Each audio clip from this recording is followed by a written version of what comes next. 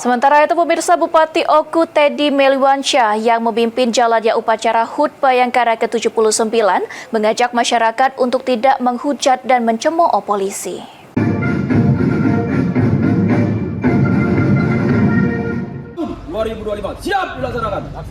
Bupati Oku Teddy Meliwansyah menjadi inspektur upacara dalam memperingati HUT Bayangkara. Teddy atas nama masyarakat Oku dan pemerintah Oku mengucapkan selamat HUT Bayangkara.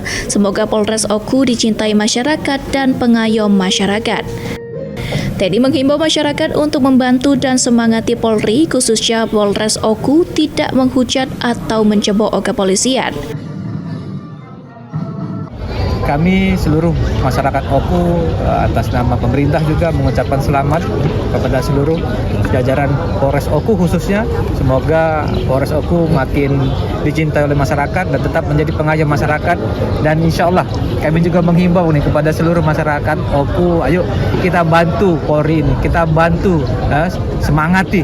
Jangan kita hujat, jangan kita cemooh, karena kalau terjadi apa-apa, siapa yang akan membantu kita kalau bukan Polri, khususnya Polres Oku nih. Jadi dalam rangkaian puncak HUT Bayangkara, Polres Oku juga menampilkan atraksi polisi cilik dan karnaval tarian yang dibawakan oleh para poluan dan polisi Polres Oku.